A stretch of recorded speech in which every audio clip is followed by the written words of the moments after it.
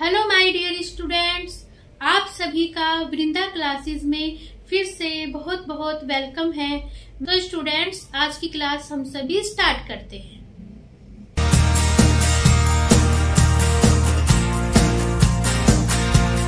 आपको जो है ये वृंदा क्लासेस के नाम से चैनल है, इस तरह विजिट करना है। यहाँ पे देखिए, आप कोई भी वीडियो देखेंगे, आप मान लीजिए ये वीडियो ओपन करते हैं वृंदा क्लासेस की, इस तरह वीडियो ओपन करेंगे और क्या करें, यहाँ पे सब्सक्राइब का बटन है, इसे प्रेस कर दीजिए और ये जो बेल आइकन है इस पे भी आप ऑल पे क्लिक करेंगे।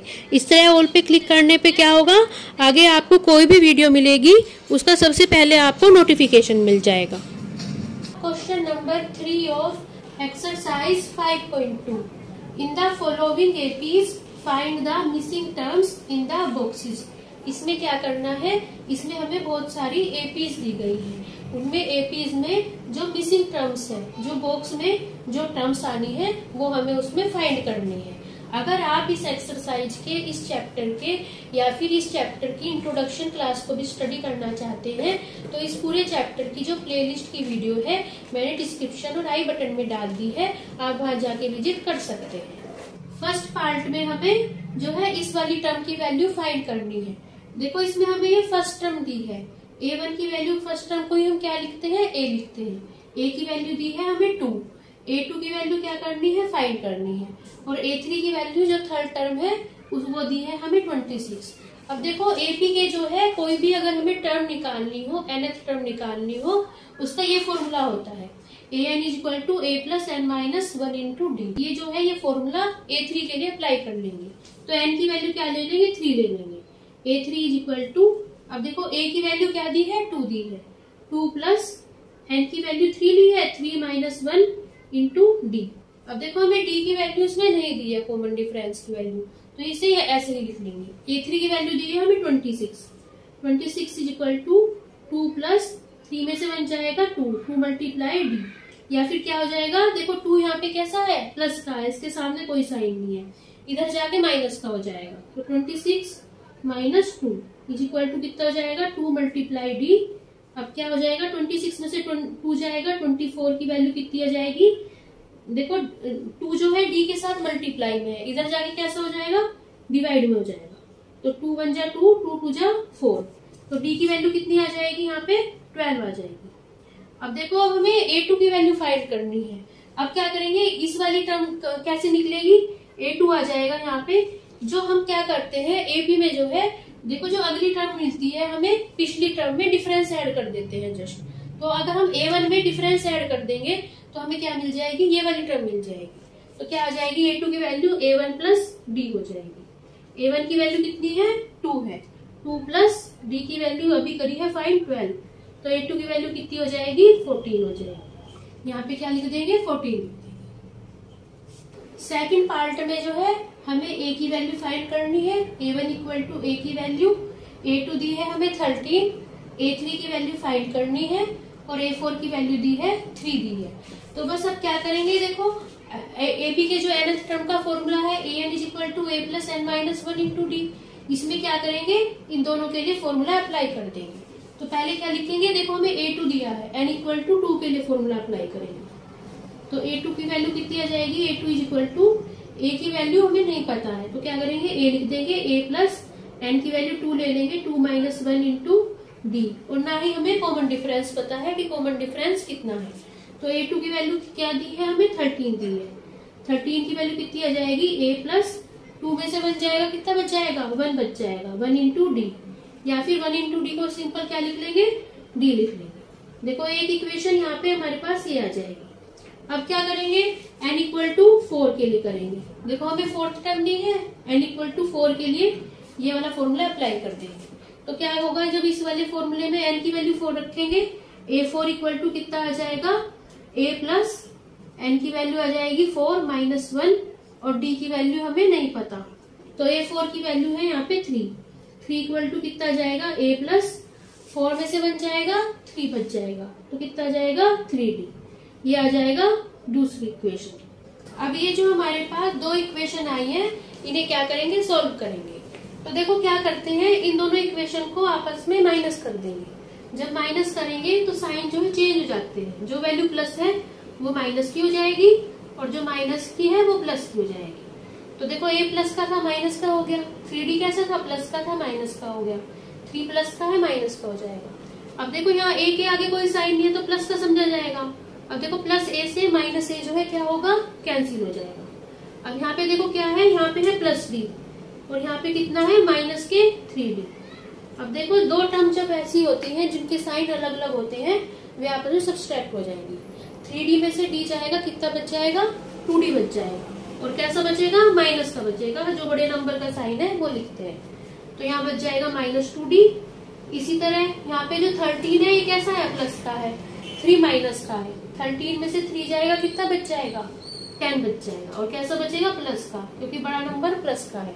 अब d की वैल्यू कितनी हो जाएगी, 10 को किससे डिवाइड कर देंगे -2 से, तो क्या आ जाएगा माइनस साइन ऊपर चला जाएगा, 2 5 जा 10, तो d की वैल्यू आ जाएगी -5। अब हमें यहाँ पे जो है a की वैल्यू फाइंड करनी थी, तो अब देखो फर्स्ट इक्वेशन जो थी हमारे पास उसमें d की वैल्यू पुट कर देंगे। फर्स्ट इक्वेशन क्या थी हमारे पास, a plus D is equal to कितनी थी 13, तो क्या करेंगे d की वैल्यू पुट कर देंगे a और प्लस d की वैल्यू कितनी है -5 इक्वल टू 13। अब देखो क्या होगा, जब प्लस की माइनस में मल्टीप्लाई होगी तो क्या हो जाता है प्लस माइनस माइनस हो जाता है, तो यहाँ कितना बच जाएगा -5 बच जाएगा। तो a की वैल्यू कितनी आ जाएगी, a की वैल्यू आ जाएगी 5, यहाँ माइनस का है उस साइड जाके प्लस का हो जाएगा 13 + 5, या फिर a की वैल्यू कितनी आ जाएगी 18 आ जाएगी। देखो यहाँ पे इसकी वैल्यू कितनी आई है हमारे पास, a1 को ही a से डिनोट कर रहे हैं, इसकी वैल्यू आ गई है 18। अब देखो हमें a3 की वैल्यू फाइंड करनी थी। a3 की वैल्यू कैसे आएगी, ये वाली जो टर्म है a2 इसमें जो है हम d ऐड कर देंगे। फिर अगली टर्म कैसी मिलती है AP में, बस पिछली टर्म में जस्ट पिछली टर्म में d ऐड कर दो, उससे क्या मिल जाएगी अगली टर्म मिल जाएगी। तो a3 की वैल्यू क्या आ जाएगी, a3 आ जाएगी a2 + d हो जाएगा। a2 की वैल्यू कितनी है हमारे पास, a2 की वैल्यू है 13 और d की वैल्यू कितनी है -5, तो यहाँ कितना होगा +-5। अब उसी तरह प्लस माइनस क्या हो जाएगा माइनस हो जाएगा, तो 13 - 5 हो जाएगा। a3 की वैल्यू कितनी आ जाएगी, यहाँ पे 13 में से 5 जाएगा कितना बच जाएगा 8 बच जाएगा, तो a3 की वैल्यू आ जाएगी 8। थर्ड पार्ट है, इसमें हमें a1 की वैल्यू, a की वैल्यू क्या दी है 5 दी है, a2 और a3 हमें क्या करना है फाइंड करना है, और a4 की वैल्यू दी है 9½ तो इसे क्या करेंगे हम, इसे पहले फ्रैक्शन में चेंज कर लेंगे। तो देखो क्या कर, इसे इसकी वैल्यू कितनी हो जाएगी, 2 की 9 से मल्टीप्लाई करेंगे, 2 × 9 और उसमें 1 ऐड कर देंगे +1/2। अब देखो जब इसे सोल्व करेंगे कितना जाएगा, 9 2 कितना हो जाएगा 18, और 18 में 1 ऐड करेंगे 19 हो जाएगा, तो ऊपर कितना बच जाएगा 19/2 बच जाएगा। यहाँ पे जो है a4 की वैल्यू दी है, और ये जो होता है ये AP का क्या होता है nth टर्म का फॉर्मूला होता है, तो यहाँ पे n की वैल्यू क्या कर देंगे 4 पुट कर देंगे, तो कितना आ जाएगा a4 इक्वल टू कितना आ जाएगा, देखो a की वैल्यू कितनी दी है 5 दी है, 5 प्लस n की वैल्यू ले लेंगे 4 -1, और d की वैल्यू हमें नहीं पता है कि डिफरेंस की क्या वैल्यू है, इंटू d। a4 की वैल्यू कितनी दी है 19/2 इक्वल टू कितना आ जाएगा 5 + 4 में से 1 जाएगा 3d बच जाएगा। अब देखो क्या करेंगे, 5 इधर कैसा है, इसके सामने कोई साइन नहीं है, तो कैसा समझा जाएगा प्लस का, इस साइड आके माइनस का हो जाएगा, 19/2 - 5 इक्वल टू कितना आ जाएगा 3d। अब देखो यहाँ कितना आ जाएगा, यहाँ पे क्या करेंगे, देखो 2 केवल इस वाली टर्म के साथ है, 2 जो है दोनों टर्म के साथ ले लेंगे कॉमन, तो क्या आ जाएगा /2 आ जाएगा। देखो इस वाली टर्म में तो 2 है, तो इस वाली टर्म में कोई फर्क नहीं पड़ेगा, ये वाली टर्म ऐसी लिखी जाएगी 19, बीच में है साइन माइनस का। अब इस वाली टर्म के नीचे कुछ नहीं है, तो 2 की जो है जस्ट 2 पर मल्टीप्लाई हो जाएगा, तो कितना जाएगा 2 × 5 कर देंगे, यहाँ हो जाएगा 2 × 5, और जब 2 की 5 में मल्टीप्लाई करेंगे कितना आ जाएगा 2 5 जा 10 आ जाएगा, तो यहाँ कितना आ जाएगा 10 आ जाएगा इक्वल टू 3d। अब क्या आ जाएगा यहाँ पे, देखो 19 में से 10 जाएगा कितना बच जाएगा 9 बच जाएगा, 9/2 की वैल्यू कितनी आ जाएगी यहाँ पे 3d के इक्वल आ जाएगी इक्वल टू 3d। अब देखो 3 से 3 जा 9 हो जाएगा। तो एक तरह से देखो डी की वैल्यू कितनी आ जाएगी, 3/2 आ जाएगी। अब देखो हमारे पास A1 की वैल्यू थी, A2 की वैल्यू हमें फाइंड करनी है। तो A2 की वैल्यू कैसे आएगी, A2 की वैल्यू आएगी A1 में हम D ऐड कर देंगे, A1 प्लस D। A1 की वैल्यू कितनी है, 5 है, 5 प्लस 3/2 हो जाएगा। जैसे मैंने आपको इसमें बताया है इसी तरह यहाँ पे जो है 2 एलसीएम ले लेंगे। 2 जो है दोनों टर्म में ले लेंगे। जब दोनों टर्म में लेंगे, इस वाली टर्म के नीचे कुछ नहीं है तो जस्ट 2 की इसमें मल्टीप्लाई हो जाएगी। तो ऊपर आ जाएगा 2 × 5 और प्लस देखो यहाँ भी 2 है और नीचे भी 2 है, तो इस वाली टर्म पे कोई फर्क नहीं पड़ेगा, ये जो है ऐसी लिखी जाएगी, 3 आ जाएगा। A2 की वैल्यू कितनी आ जाएगी, 5 × 2 = 10 प्लस 3/2। इसकी वैल्यू कितनी आ जाएगी, 10 और 3 13/2। अब इसी तरह यहाँ पे आ जाएगी वैल्यू 13/2। अब इसी तरह अब हमें क्या करनी थी, A3 की वैल्यू फाइंड करनी थी। तो A3 कैसे आ जाएगा, A3 आ जाएगा जब A2 में D ऐड कर देंगे। इस वाली टर्म में जब D ऐड कर देंगे तो हमारे पास A3 आ जाएगा।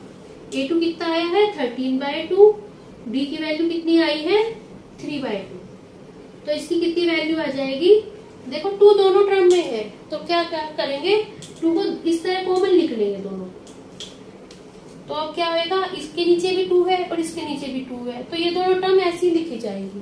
तो कितना आ जाएगा, 13 प्लस 3/2। इसकी वैल्यू कितनी आ जाएगी, 13 और 3 हो जाएगा 16/2। अब 16 को 2 से डिवाइड करेंगे, 2 8 जा 16।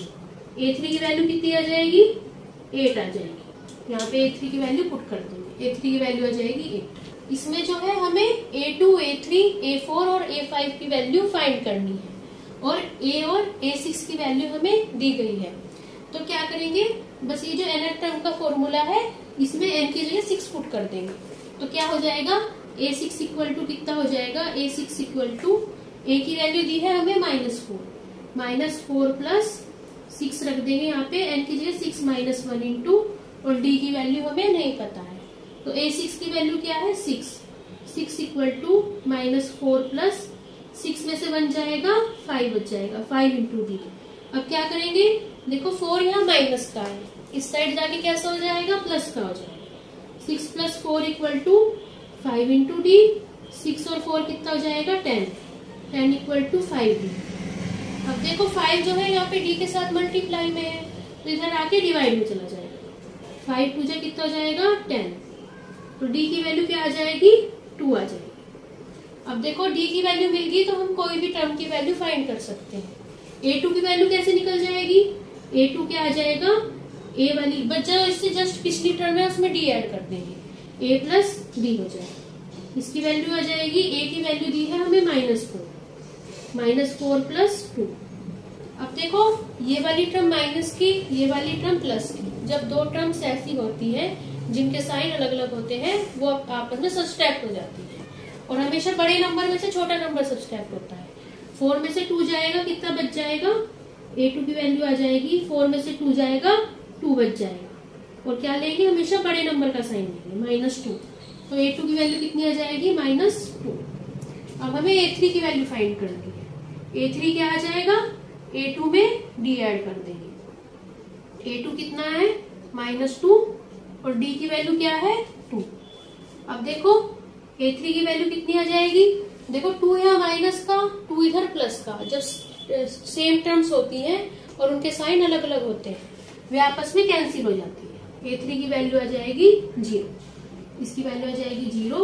A4 की वैल्यू कितनी आ जाएगी, A4 इक्वल टू A3 में D ऐड कर देंगे तो कितनी आ जाएगी, A3 की वैल्यू 0 है, D की वैल्यू है 2।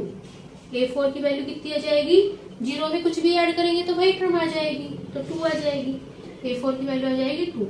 अब A5 की वैल्यू निकालनी है। A5 की वैल्यू कैसे आएगी, A4 में D ऐड कर देंगे। A4 की वैल्यू निकली है हमारे पास 2 और D की वैल्यू क्या निकली है, D भी निकला है 2। तो A5 की वैल्यू आ जाएगी, 2 में 2 ऐड करेंगे 4 आ जाएगी। A5 की वैल्यू आ जाएगी 4।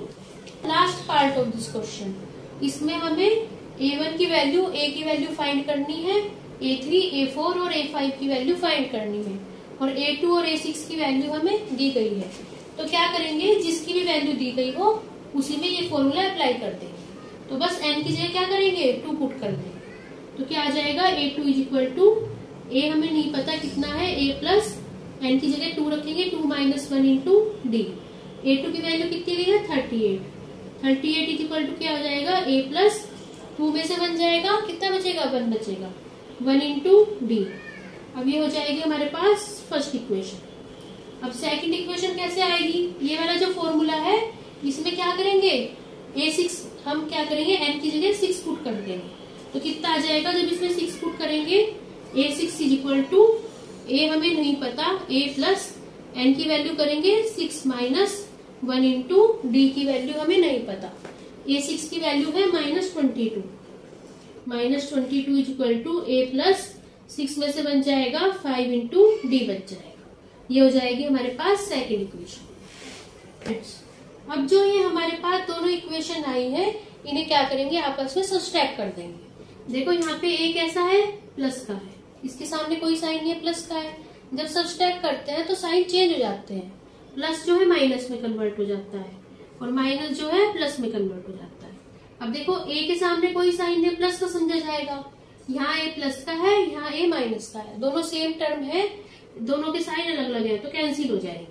अब यहाँ क्या बच गया, यहाँ हो गया D, और यहाँ देखो यहाँ है -5D और यहाँ क्या है, प्लस के D का मतलब है 1 इंटू डी। अब देखो ये वाली टर्म माइनस की, ये प्लस की, दोनों आपस में सब्सट्रैक्ट हो जाएंगे क्योंकि साइन अलग अलग है। 5 में से बन जाएगा 4 बच जाएगा, और कैसा बचेगा, माइनस का बचेगा, माइनस के 4D। तो यहाँ आ जाएगा -4D इक्वल टू, देखो 38 भी प्लस का है और 22 भी कैसा है, प्लस का है, साइन सेम है तो ऐड हो जाएंगे। 38 और 22 कितना हो जाएगा, 8 और 2 10, कैरी 1 हो जाएगा, 60 हो जाएगा। अब डी की वैल्यू कितनी आ जाएगी, देखो माइनस के 4 यहाँ डी के साथ मल्टीप्लाई में है, उधर जाके कैसा आ जाएगा, डिवाइड में हो जाएगा, -4। तो डी की वैल्यू कितनी आ जाएगी, 60 को 4 से डिवाइड करेंगे, माइनस साइन ऊपर चला जाएगा, 15 आ जाएगा। डी की वैल्यू क्या आ जाएगी, -15। अब देखो अब हमें क्या करना था, यहाँ पे जो है इस वाली इक्वेशन में जो फर्स्ट इक्वेशन है इसमें डी की वैल्यू हम -15 पुट कर देंगे। फर्स्ट इक्वेशन क्या थी हमारे पास, A प्लस 1 इंटू डी को क्या लिख लेंगे, डी लिख लेंगे।